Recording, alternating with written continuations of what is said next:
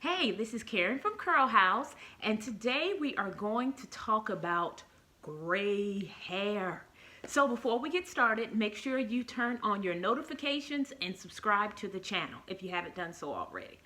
Okay, so how many of you all are actually wearing your hair the color that comes out of your scalp? Gray, if it's gray.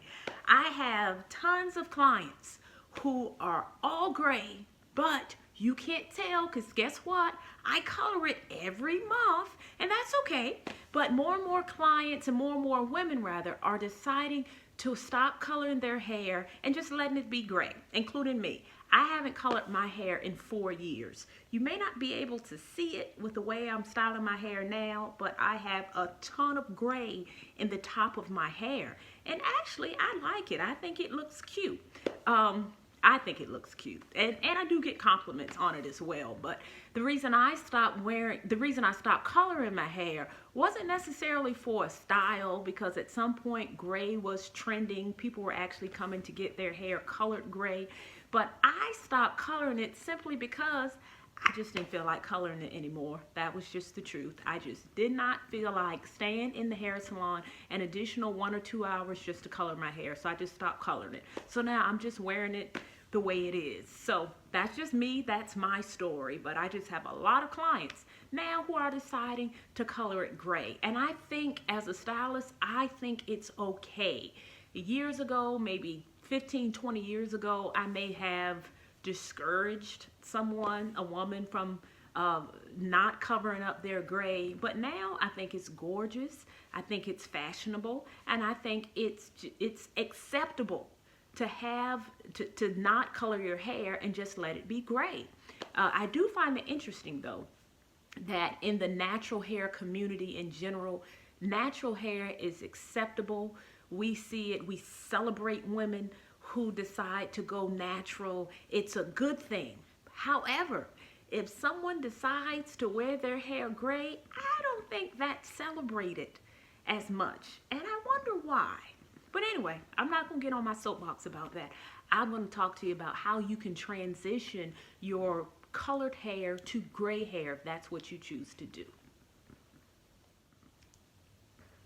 Now, this is my client, Miss Mildred.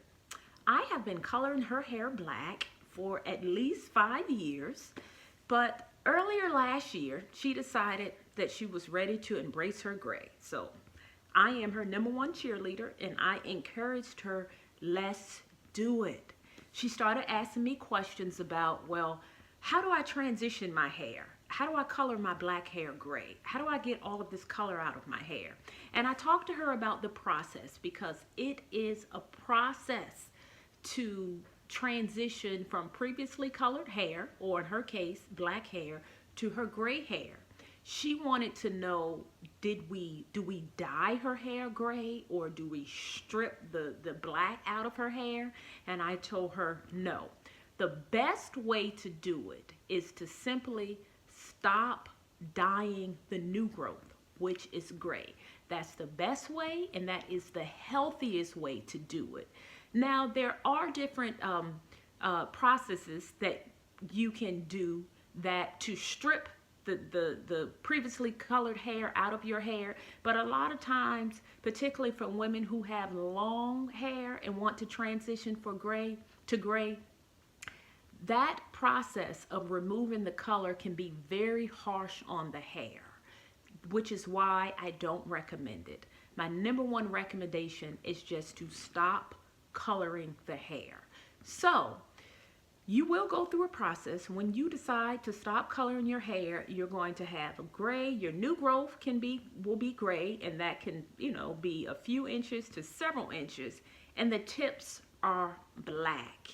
And that is a process. When you look at your hair, I think that's when a lot of women start to struggle with continuing the process of going gray when the hair is two-tone. But again, I'm your #1 cheerleader, and I am your #1 advocate to go gray. So I'm going to help you.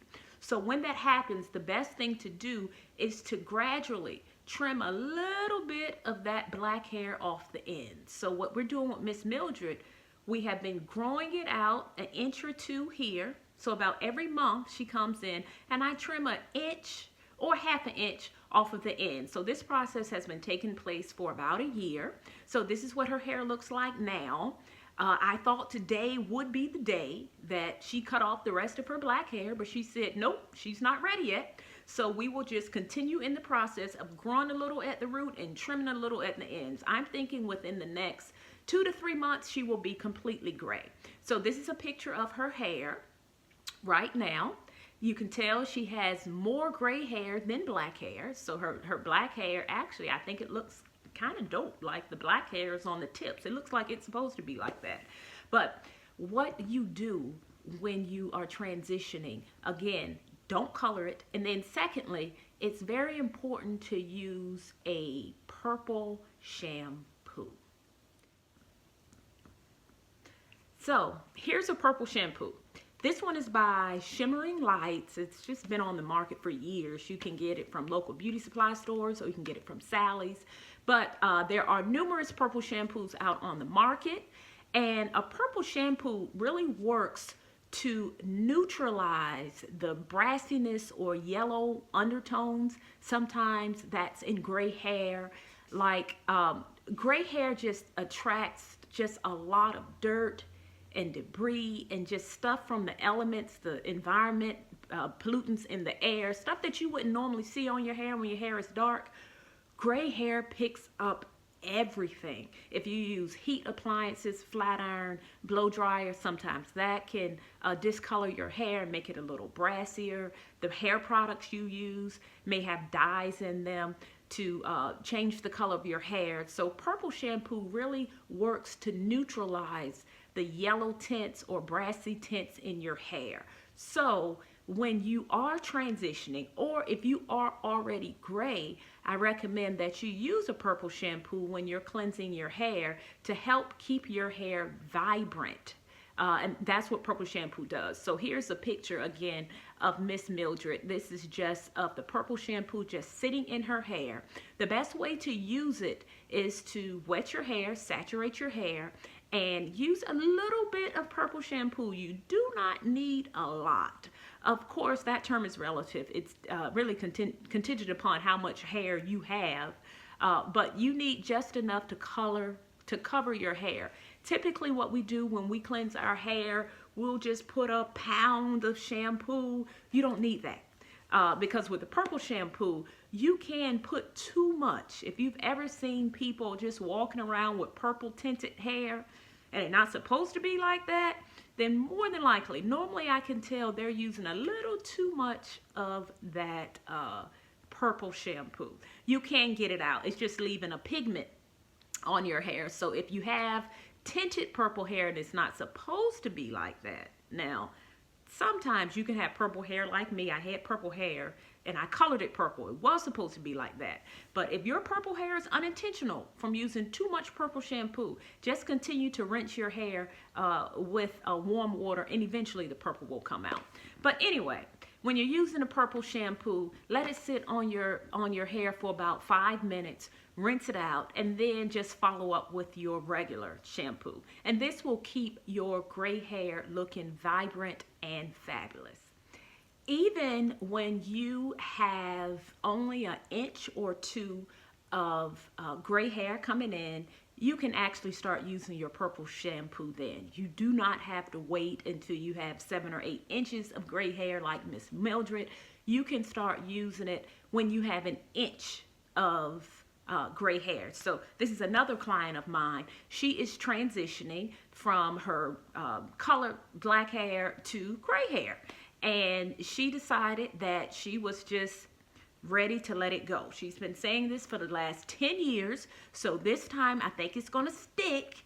I think we're going to fully transition her. She has a ton of hair, a lot of hair. So at this point, because she only has a few inches of new growth, we are pretty much doing her hair in updos, twisted updos, protective styles, so that she doesn't have like the two tones of the black and the gray doesn't stand out as much. I think this style looks great. I think it's fabulous. I think it actually kind of blends the two textures. It does draw attention to the to the gray right around the hairline, but I think this looks great too. So this is an option for a style or a look that you can do while you are transitioning to gray hair. I think these protective styles really work early in the process when you have more black or colored hair than you do gray hair. Now it flip-flops, like with Miss Mildred, my first client I showed you. When you have more gray hair than black, then the darker color is at the root. But when you have more black hair than gray, I think sometimes tucking away all of that dark hair doesn't draw as much attention to the gray hair. So here's a style that you can do if you are transitioning.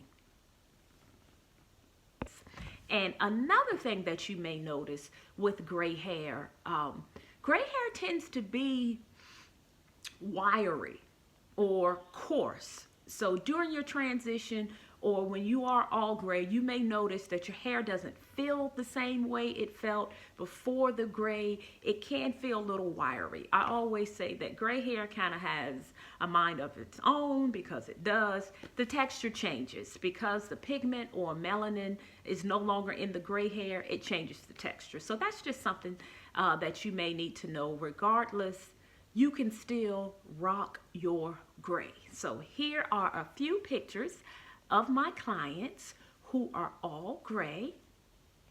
So you can see some have short cuts and look fabulous. Some have long hair. Here's a blowout with gray hair.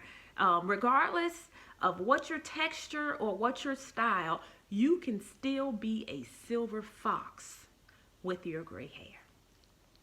So until we talk again, stay fast.